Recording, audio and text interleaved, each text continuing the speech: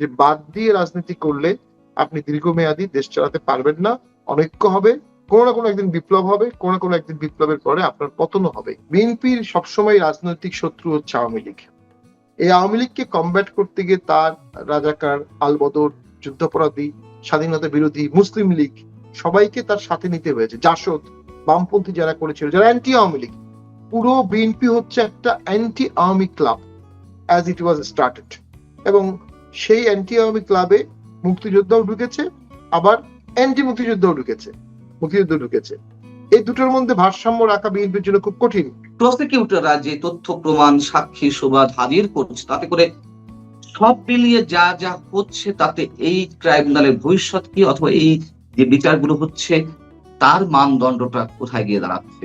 Political মামলাগুলো eventually আন্তর্জাতিক ন্যায় বিচারের কোষ্ঠী পাথরে টিকবে কিনা, আই ডাউট। আমন্ত্রণ জানাচ্ছি প্রিয় দর্শক, মানচিত্র নিয়মিত আয়োজন কথোপকথনে। আজকে আমাদের সঙ্গে অতিথি হিসেবে যুক্ত রয়েছেন সাবেক সংসদ সদস্য, জাতীয় পার্টির মহাসচিব ব্যারিস্টার শামীম হায়দার পাটোয়ারী। ব্যারিস্টার শামীম হায়দার পাটোয়ারী, আপনাকে স্বাগত জানাচ্ছি আমাদের অনুষ্ঠানে। অনেক ঘটন অঘটন নাটকীয়তার পরে 12ই মার্চ সংসদের প্রথম অধিবেশনটি বসলো। আমরা সেখানেও নানান ধরনের নাটকীয় জিনিস দেখতে পাচ্ছি। আমরা যদি রাষ্ট্রপতি ভাষণ বলি কিংবা স্পিকার ডেপুটি স্পিকারের বিষয়টি নিয়ে যা ঘটলো, সবকিছু নিয়ে ভালোই হয়তো যাত্রা শুরু হয়েছে। তারপরেও একজন সাবেক সংসদ সদস্য হিসেবে এবং একটি অন্যতম প্রধান রাজনৈতিক দলের মহাসচিব হিসেবে আপনার প্রতিক্রিয়াটা একটু জানতে চাচ্ছিলাম।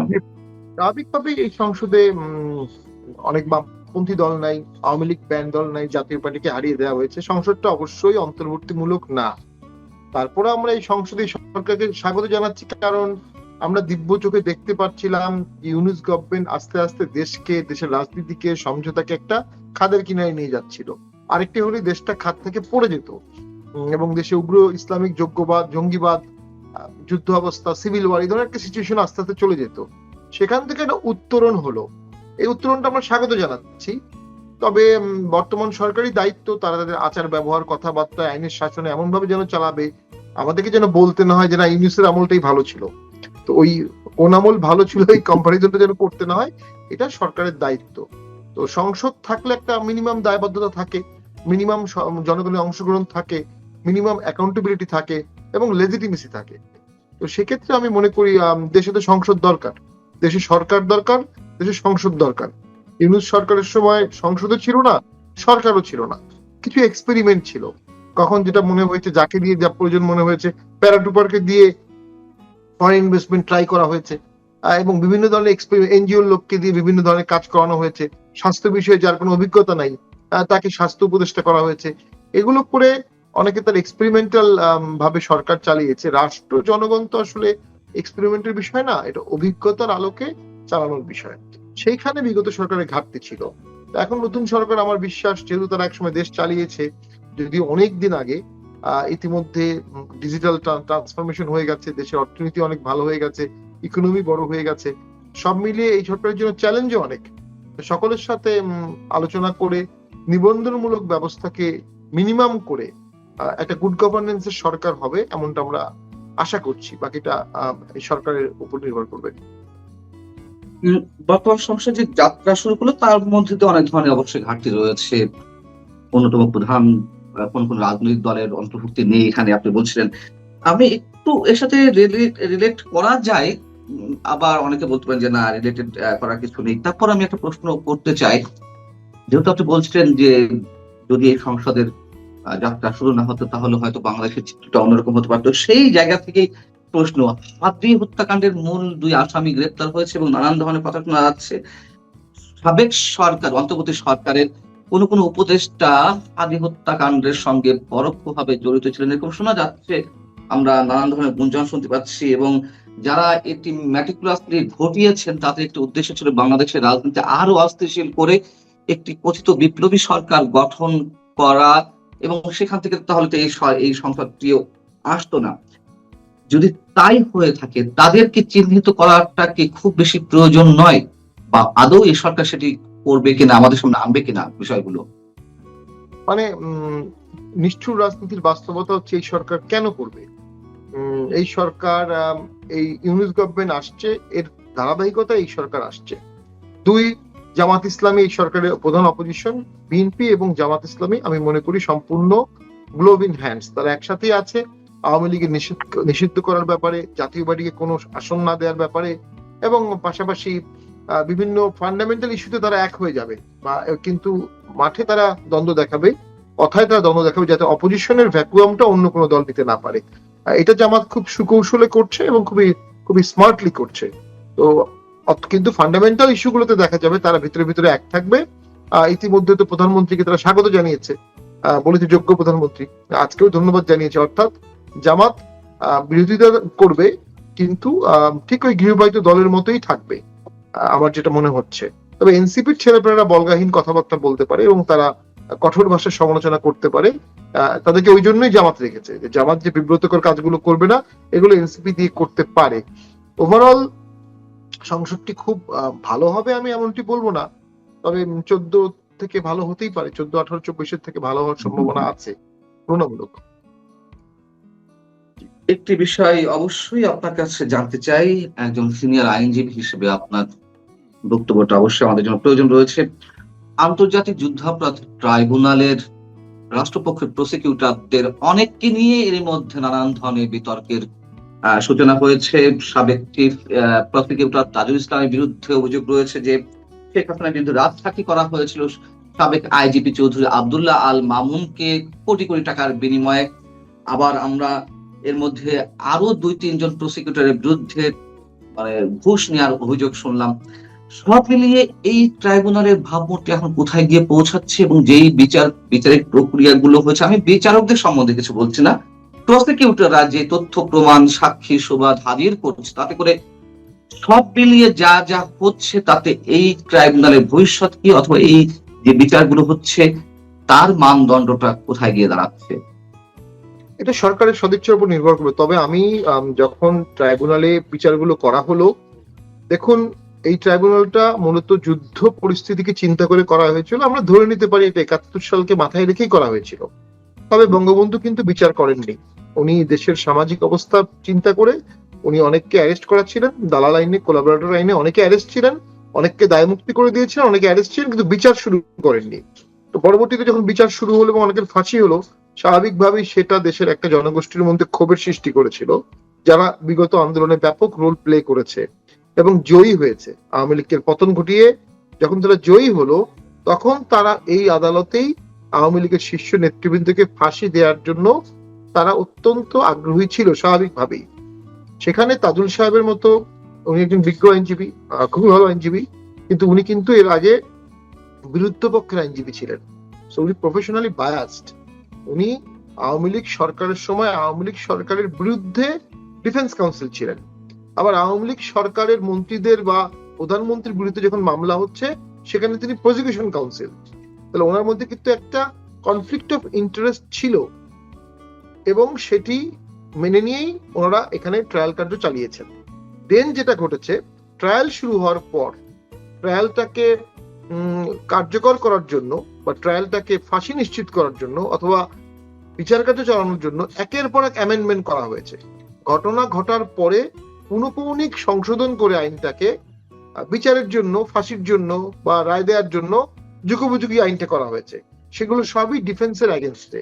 হ্যাঁ, এখানে একটা লিগাল আর্গুমেন্ট থাকে যে যুদ্ধাপরাধী ট্রাইব্যুনালের ক্ষেত্রে যে আইনটি হবে সেখানে fundamental rights ex post facto প্রোটেকশনটা কার্যকর হবে না, এটা সংবিধানই বলে দিয়েছে। বাট সেটা খুব এক্সেপশনাল ইউজ করা উচিত। আমরা দেখি বিভিন্নভাবে ইউজ করা হয়েছে। সেনা সদস্যরা অ্যাকিউজড হলে সাথে সাথে সাসপেন্ড হবেন, ডিসমিস হবেন, এটা আগের আইনে ছিল না। এটা সেনা সদস্যদেরকে ডিসমিস করার জন্য এই আইনটা অ্যামেন্ডমেন্ট করা হয়েছে। তাহলে আপনি এমন কিছু অ্যামেন্ডমেন্ট করছেন যেটা ডিফেন্সের এগেনস্টে যাচ্ছে, যেটা আপনি মামলা পরিচালনা করার জন্য করছেন। দেন মূল মামলায় যদি আসেন, সাবস্টেন্টিভ মামলায়, সেখানে ইতিমধ্যে কিছু ঘুষের অভিযোগ উঠেছে, এগুলো খতিয়ে দেখা উচিত। নতুন চিফ প্রসিকিউটর বলেছেন উনি এগুলো কঠোর হস্তে দেখবেন। কিন্তু সাবস্টেন্টিভ মামলা যেগুলো রায় হয়েছে সেগুলোর বিরুদ্ধে আপিল হয়নি এখনো, যেহেতু পলাতক ছিলেন অনেকেই। সেখানে যারা সাক্ষী দিয়েছে তাদের অনেকেই চাক্ষুষ সাক্ষী ছিলেন না। তাদের অনেকেই, যারা হাসনাত বা আক্তার, এরা তো আন্দোলন করেছে, কিন্তু ওই পার্টিকুলার মামলায় তাদের মানে উইটনেস হিসেবে ক্রেডিবিলিটি কি আছে? তারা তো ওই সময় ওই ঘটনার সময় উপস্থিত ছিলেন না। তো সেক্ষেত্রে আমি মনে করি একটা জেনারিক পলিটিক্যাল মামলা হলো, এবং এই পলিটিক্যাল মামলাগুলো ইভেনচুয়ালি আন্তর্জাতিক ন্যায় বিচারের কোষ্ঠী পাথরে টিকবে কিনা, আই ডাউট। তো সেটা তো নির্ভর করবে সরকার এখন আপিলে যায় কিনা, অথবা আসামি পক্ষ কেউ আপিল করে কিনা, সেটার উপর নির্ভর করবে। তো আমি মনে করি যে পুরোপুরি ইন্টারন্যাশনাল স্ট্যান্ডার্ড এখানে যে মানা হয়েছে, এমনটা আমার মনে হয়নি। একটা তড়িঘড়িও ছিল, তাড়াতাড়ি করে করা হয়েছে। আমরাও বিচার চাই, আমরা মনে করি সবগুলো হত্যাকাণ্ডেরই বিচার হওয়া উচিত এবং আন্তর্জাতিক মানদণ্ডটা বজায় রাখতে হবে। পাশাপাশি এই যে পুনঃপুনিক আইন পরিবর্তন করা হয়েছে, এগুলো একটু বাজে নজির স্থাপন করেছে, যেটা ন্যায় বিচারের উপর একটা কালিমা স্থাপন করেছে এবং বিচার প্রক্রিয়াটাকে কিছুটা হলেও প্রশ্নবিদ্ধ করেছে। না তাহলে প্রশ্নবিদ্ধ তো বটেই, কিন্তু এই প্রক্রিয়ায় চলবে মানে আমি যদি আরেকটু ধরিয়ে দিই আপনাকে, বিএম সুলতান রাষ্ট্রপক্ষের প্রসিকিউটর, সাইমুম রেজা তালুকদার রাষ্ট্রপক্ষের প্রসিকিউটর, আব্দুল্লাহ আল নোমান রাষ্ট্রপক্ষের প্রসিকিউটর, সাবেক চিফ প্রসিকিউটর অ্যাডভোকেট তাজুল ইসলামের বিরুদ্ধে অভিযোগ উঠেছে নানান ভাবে, এর মধ্যে আবার অ্যাডভোকেট শিশির মনিরের নাম এসেছে। এত এত অসংখ্য অভিযোগের পরে এই ট্রাইব্যুনাল মানে সরকার ইচ্ছা করলে রান করাতে পারবেন, ইচ্ছা না করলে রান করাবে না, বিষয়গুলো কি সবই সরকারের উপরে নির্ভর করছে? সবই সরকারের উপরে। এখন রাজনীতি তো ভারসাম্যহীন হয়ে গেছে। দেশে মুক্তিযুদ্ধের সপক্ষের বড় একটি শক্তি এখন দৃশ্যমান নাই। তাদের বিরুদ্ধে মামলা, তারা পালিয়ে গেছে, তাদের বিরুদ্ধে অভিযোগ। বিএনপি সেখানে অমনিপোটেন্ট। বিএনপির সাথে জামাতের 17 বছরের নির্যাতনের সম্পর্ক। 2001 সালের পর থেকে বিএনপি জামাতের কখনো বিচ্ছেদ হয়নি। এই প্রথম 26 সালের ভোটে দাঁড়িপাল্লা এবং ধানের শীষ আলাদা আলাদা ভোট করলো। সেখানেও একটা নেগোসিয়েশন ইঞ্জিনিয়ারিং আছে বলে আমার মনে হয়। তাহলে সরকারকে বাধ্য করবে কে? সরকারকে রেইজ করবে কে? সংসদে রেইজ করার মতো কেউ নাই। সো প্র্যাকটিক্যালি সরকার না চাইলে কোন আল্লাদিনের চেরাগে সে এই অন্যায়গুলোকে ঠিক করে দেবে? বা আওয়ামী লীগই বা কেন এক্সপেক্ট করবে যে বিএনপি তাদের বিরুদ্ধে করা অন্যায় কারেক্ট করে দেবে? মানে এটা কিভাবে এক্সপেক্ট করবে বিএনপি? তো সেটা এক্সপেকটেশন তো মানে আওয়ামী লীগ করতে পারে না। সেই সম্পর্ক তো আওয়ামী লীগ রাখেনি। আওয়ামী লীগ যখন 17 বছর ক্ষমতায় ছিল, তারা খালেদা জিয়াকে 2 বছর জেলে রেখেছে, তারেক জিয়া 17 বছর জেলে ছিলেন, বিএনপির মির্জা ফখরুলের নামে কতগুলো মামলা, কতদিন উনি জেলে ছিলেন, শুকিয়ে গিয়েছিলেন। তো রাজনীতিতে যে নির্দয় আচরণগুলো আওয়ামী লীগ করেছিল, যার ফলে তারা বিএনপির কাছ থেকে সুশাসন আশা করতে পারে না। তবে বিএনপির নিজের স্বার্থেই সুশাসন নিশ্চিত করতে হবে, তার কারণ সে আওয়ামী লীগের পরিণতি দেখেছে। বিএনপিকে আরেকটা জিনিস বুঝতে হবে, বিগত ভোটে আমি মনে করি বিভিন্ন জায়গায় যথেষ্ট আওয়ামী লীগের লোকজন বিএনপিকে ভোট দিয়েছে, এবং আওয়ামী লীগের ভোটগুলো কাস্ট না হলে, বিশেষ করে মাইনরিটি কমিউনিটি ভোট দিয়েছিল, আমি নিজেই অনেক জায়গায় দেখেছি, না হলে অনেক জায়গাতেই জামাত হয়ে যেতে পারত। জামাতের সাথে বিএনপির মার্জিন খুব কম। ঠিক এই কথাটাই আমি অনেকে বলেছিলাম যে আওয়ামী লীগকে যদি ভোটে আসতে না দেন, তাদের ভোটগুলো কোথায় যাবে এটা কিন্তু আপনি নিশ্চিত করতে পারবেন না। তো আওয়ামী লীগ যদি ভোটে থাকতো, হয়তো বা আওয়ামী লীগ সেকেন্ড হতো, আবার এমন হতে পারতো জামাত জিতে গেছে, তার কারণ হচ্ছে তখন ভোটটা ভাগ হয়ে যেত। সেই ক্ষেত্রে বিএনপিকে পরবর্তী নির্বাচন, পরবর্তী দেশ চালানো, এগুলো চিন্তা করেই মাথায় রাখতে হবে যে কিভাবে তারা ন্যায় বিচার নিশ্চিত করবে। আমি নতুন প্রাইম মিনিস্টারকে বলবো, ব্যক্তিগত রাগ, ক্ষোভ, দুঃখ, অভিমান, ভেন্ডেটা, প্রতিহিংসা পরায়ণ থেকে দূরে সরে হন্টেড মেমোরি বাদ দিয়ে দেশ গড়ার রাজনীতি করেন। আর দেশ গড়তে গেলে সকল দলকেই লাগবে, আওয়ামী লীগকেও লাগবে। সেটা যে কোনো ফরম্যাটে হোক, যে কোনো শর্তে হোক, যে কোনো বিচারে হোক, কিন্তু সকল দলকে নিয়েই সামনে দেশ গড়তে হবে। আপনি কোনো বড় দলকে বাদ দিয়ে দেশ গড়লে একটা পর্যায়ে এটা হোঁচট খাবে। 14 সালে বিএনপি জামাতকে বাদ দিয়ে আওয়ামী লীগ সরকার গঠন করেছিল, 26-এ হোঁচট খেয়েছে এবং ভয়াবহ ভাবে খেয়েছে। তো বাদ দেওয়ার রাজনীতির নিদর্শন তো বাংলাদেশে কখনোই ভালো না। এর আগে এরশাদ স্যার 86 সালে বিএনপি বাদ দিয়ে ভোট করেছিল, আবার 88-তে করেছে, আবার 91-তে এরশাদ স্যার পদত্যাগ করেছে। যখনই যে বাদ দিয়েছে সে কিন্তু দীর্ঘদিন থাকতে পারেনি। একমাত্র শেখ হাসিনাই ছিলেন টানা 10.5 বছর, কিন্তু তারপরেও তো তার দলের একটা ভয়াবহ বিপর্যয় আসলো। আওয়ামী লীগের থেকে শিক্ষা নিতে হবে বিএনপি, যে বাদ দিয়ে রাজনীতি করলে আপনি দীর্ঘমেয়াদী দেশ চালাতে পারবেন না। অনৈক্য হবে, কোনো না কোনো একদিন বিপ্লব হবে, কোনো না কোনো একদিন বিপ্লবের পরে আপনার পতনও হবে। সেই ভবিতব্য পতনটাকে ঠেকানোর জন্য এখন থেকেই বিএনপির ইনক্লুসিভ এন্ড গণতান্ত্রিক হতে হবে। এই জায়গা থেকে একটা ছোট প্রশ্ন, যে এগুলো তো আমাদের এক্সপেকটেশন না, আপনি আশা করছেন বা আপনি কি হতে পারে সেই জায়গা থেকে স্পেকুলেট করার চেষ্টা করছেন। কিন্তু বিএনপি কি আসলে সেই ধরনের শিক্ষা নেবে? আমাদের তো শিক্ষা এটাই যে আমরা ইতিহাস থেকে কোনো শিক্ষা নেই না। বিএনপি কি সেই শিক্ষাটা নেবে এগুলো মাথায় রেখে? উম, আমরা আশা করতে পারি, আশাহত হওয়ার পর্যন্ত হুম, আমরা হুম। আশা করব। নতুন সরকারের কাছে আমাদের প্রত্যাশা থাকবে। আমরা রাজনীতিবিদরা তো আশা নিয়ে আগায় থাকবো, তবে অবশ্যই যখনই বিএনপি এই আশাগুলো পূরণ করবে না, জনগণের মধ্যে ক্ষোভ আসবে। বাংলাদেশ একটা খুব কমপ্লেক্স কান্ট্রি, এখানে প্রচুর লোকের চাকরি নাই, মানুষ খেয়ে পরে কোন রকম বেঁচে থাকে, কোনো নিরাপত্তা নাই। এখানে মানুষকে আন্দোলনে নামানো বা মানুষ আন্দোলনে নামা খুব সহজ কাজ। মানুষ যখন আন্দোলনে নেমে যাবে তখন আপনাকে দমন করতে হবে, দমন করলে আপনার হাতে রক্ত লেগে যাবে। এই রক্ত লাগার থেকে বিরত থাকা বা এই রক্ত লাগা থেকে দূরে থাকা রাষ্ট্রকে, সরকারকে একমাত্র উপায় হচ্ছে পলিটিক্যাল কনসেনসাস এবং সমঝোতা।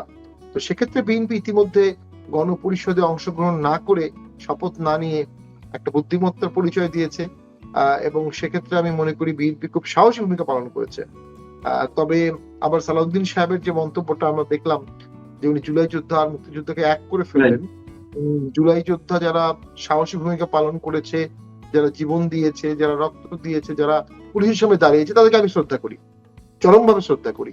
তবে ৭১-এ ৯ মাস যুদ্ধ তো তারা করেনি, তারা ৩৬ দিন আন্দোলন করেছে। হুম, হুম। ৯ মাস আর ৩৬ দিন কখনো এক হতে পারে না। সেই সময় গণধর্ষণ হয়েছে, গ্রামের পর গ্রাম জ্বালিয়ে দেওয়া হয়েছে। একটা সংঘবদ্ধ আর্মির বিরুদ্ধে যুদ্ধ আর একটা দেশের আভ্যন্তরীণ আন্দোলন কখনো এক হতে পারে না। জুলাইতে আর্মির সাথে কোনো যুদ্ধ প্র্যাকটিক্যালি হয়নি। যদি আর্মি সব পুরোপুরি যুদ্ধ করতো তাহলে ব্যাপারটা আরেক রকম হতো। এই দুটোকে এক করা যাবে না। দুটোকে এক করার যে প্রক্রিয়া, আমি মনে করি এটা নিন্দনীয়। দুটি দুই জায়গায় সুমহান। আমার কাছে ৭১ অনেক বড়, কারণ কাছে জুলাই অনেক বড় মনে হতে পারে। যারা জুলাই যোদ্ধা বা জুলাইকে অনেক আঁকড়ে ধরছে, তারাও যখন স্টাডি করবে গ্লোবাল পলিটিক্স, ৭১ সালের রাজনীতি, ৭১-এর ব্যাকগ্রাউন্ড, ৬ দফা, ৬৯ সব পড়বে, তাদের কাছেও মনে হবে যে জুলাই আর ৭১ কখনো এক হতে পারে না। দুটো প্যারামিটার সম্পূর্ণ ডিফারেন্ট। একটা দেশ পেয়েছি আমরা, একটা ভূখণ্ড পেয়েছি আমরা, একটা জেনোসাইড হয়েছে আমাদের, একটা আর্মি ৯৩,০০০ আর্মি সারেন্ডার করেছিল। তো সেই ক্ষেত্রে তো দুটো তো এক হতে পারে না কখনো। সারা পৃথিবী ভাগ হয়ে গিয়েছিল, রাশিয়া এবং ইন্ডিয়া একদিকে, আর ওইদিকে America, Muslim world, China, Pakistan আর একদিকে। শুধু বাংলাদেশকে ঘিরে, বাংলাদেশকে ঘিরে একটা থার্ড ওয়ার্ল্ড ওয়ার হওয়ার সম্ভাবনা দেখা গিয়েছিল। আমেরিকা 7 ফ্লিট পাঠিয়েছিল, রাশিয়া বলেছে আমরাও পাঠাবো, তখন আমেরিকা আবার তার ফ্লিট ফেরত নেয়। তো সেই সময় ইন্দিরা গান্ধীর অনেক দুর্দান্ত ভূমিকা ছিল, উনি ফ্রান্সের কাছ থেকে সম্মতি নিয়েছিলেন, ফ্রান্সের কনসেন্ট নিয়েছিলেন। ইন্ডিয়া পাকিস্তান যুদ্ধ হয়েছিল বাংলাদেশকে ঘিরে, প্র্যাকটিক্যালি ওপেন যুদ্ধ হয় ডিসেম্বরের ৪ বা ৫ তারিখ থেকে। তো সেইটার সাথে তো আর জুলাইয়ের কোনো তুলনা হতে পারে না। জুলাই যারা ভিকটিম, তাদের কাছে এটা আবেগের বিষয়, কিন্তু কোষ্টি পাথরে যখন আপনি দেখবেন, এই দুটো এক হতে পারে না। সেদিক থেকে আমি মনে করি সালাউদ্দিন সাহেবের মন্তব্যটা, ওই যে বললাম, বিএনপি আসলে একটু কনফিউজড হয়ে যেতে পারে কিছুদিনের মধ্যেই, যে তারা কোনটাকে আঁকড়ে ধরবে, কোনটাকে নিয়ে আগাবে। আওয়ামী লীগের ব্যাপারে কি করবে, জাতীয় পার্টির ব্যাপারে কি করবে, জামাতের ব্যাপারে কি করবে, জুলাই হত্যা নিয়ে কি করবে, জুলাইয়ের পরবর্তী পুলিশ হত্যা নিয়ে কি করবে, মব নিয়ে কি করবে। তো এই ক্ষেত্রে তাদের অনেক বেশি পলিটিক্যাল ম্যাচুরিটি দেখাতে হবে আমার মনে হয়। কিন্তু আমি একটা ছোট প্রশ্ন আপনার প্রার্থী না শামীম হায়দার পাটোয়ারি, কেন ৭১-এর সঙ্গে বারবার তুলনাটা আসছে, যেখানে আবার বিএনপি নিজেই মানে এই দলটি বারবার বলছে যে ৭১-কে ছোট করা, ঢাকা করে স্কোপ নেই, এবং যে দলের প্রতিষ্ঠাতা জেনারেল জিয়াউর রহমান একজন সেক্টর কমান্ডার, একজন মুক্তিযোদ্ধা, জেড ফোর্সের অধিনায়ক, তার তার দলের এই মুহূর্তে প্রধানেরা বা উপপ্রধান যে যাই বলি না কেন, আমরা এই ধরনের কেন মন্তব্য করছে, ৭১-কে বারবার টেনে নিয়ে আসছে জুলাইয়ের সঙ্গে বা ২৪-এর সঙ্গে? এর মধ্যেও কি তাদেরকে খুশি করা এক ধরনের? জি। একটা রিয়েলিটি আছে, রিয়েলিটিটা হচ্ছে যে বিএনপির সবসময় রাজনৈতিক শত্রু হচ্ছে আওয়ামী লীগ। এই আওয়ামী লীগকে কমব্যাট করতে গিয়ে তার রাজাকার, আলবদর, যুদ্ধাপরাধী, স্বাধীনতা বিরোধী, মুসলিম লীগ, সবাইকে তার সাথে নিতে হয়েছে। জাসদ, বামপন্থী যারা করেছিল, যারা অ্যান্টি আওয়ামী লীগ, পুরো বিএনপি হচ্ছে একটা anti Awami club as it was started. এবং সেই অ্যান্টি আওয়ামী ক্লাবে মুক্তিযোদ্ধাও ঢুকেছে, আবার অ্যান্টি মুক্তিযোদ্ধাও ঢুকেছে, মুক্তিযুদ্ধ ঢুকেছে। এই দুটোর মধ্যে ভারসাম্য রাখা বিএনপির জন্য খুব কঠিন। তো সেই জন্যই বিএনপি একবার মুক্তিযুদ্ধের পক্ষে খুব শক্তিশালী অবস্থান নেয়, আবার একটু মুক্তিযুদ্ধের বিপক্ষে অবস্থান নেয়। তো এটা খুব একটা প্রশংসনীয় না, তবে ওই যে ভোটের বাস্তবতা, আন্দোলনের বাস্তবতা, বিএনপিকে এটা করতে হয়েছে। তবে এখন যেহেতু আওয়ামী লীগ দৃশ্যমান না, ব্যান আছে, মুক্তিযুদ্ধের ধারক বাহক বৃহত্তম দল হিসাবে বিএনপি আছে। সেই বিএনপিকে এখন মুক্তিযুদ্ধের চেতনাকে ধারক বাহক হিসাবে লালন করতে হবে। যদি বিএনপি এটা লালন করতে ব্যর্থ হয়, তখন অন্য কোনো দল এটাকে লালন করবে এবং জনপ্রিয় হয়ে যাবে। অনেক অনেক ধন্যবাদ ব্যারিস্টার শামীম হায়দার পাটোয়ারি আমাদেরকে সময় দেওয়ার জন্য। আপনি ভালো থাকবেন। দর্শক আপনারা যারা শুনছিলেন, আপনারা ভালো থাকবেন। আল্লাহ হাফেজ। তো আজকে এই পর্যন্তই, কিন্তু প্রশ্নগুলো এখানেই শেষ নয়। এই দেশ, এই রাজনীতি, এটা আমাদের সবার। আপনি, আমি, আমরা সবাই মিলে গড়ে তুলব সচেতনতার একটা মঞ্চ। আপনার ভাবনা, আপনার চিন্তা এবং আপনার মতামত আমাদের দরকার। তাই কমেন্টে লিখে জানান এই মুহূর্তে আপনি কি ভাবছেন এবং আপনি কোন দিকে তাকাচ্ছেন। রিপাবলিক অ্যান্ড পলিটিক্স কেবল খবর বা বক্তব্যের জায়গা নয়, এটা এক একটা ভিন্ন মতের প্ল্যাটফর্ম। এখানে প্রশ্ন করার সাহস আছে, সত্যের পেছনে ছুটে চলার স্পর্ধা আছে। চ্যানেলটি ভালো লাগলে অবশ্যই সাবস্ক্রাইব করে পাশে থাকুন, কারণ একটা ক্লিকেই হতে পারে হাজারো অন্ধকার ভেদ করে আলো খোঁজা শুরু। ফিরছি পরের পর্বে আরও খোলামেলা বিশ্লেষণ নিয়ে। সে পর্যন্ত সবাই ভালো থাকুন, সুস্থ থাকুন। আল্লাহ হাফেজ।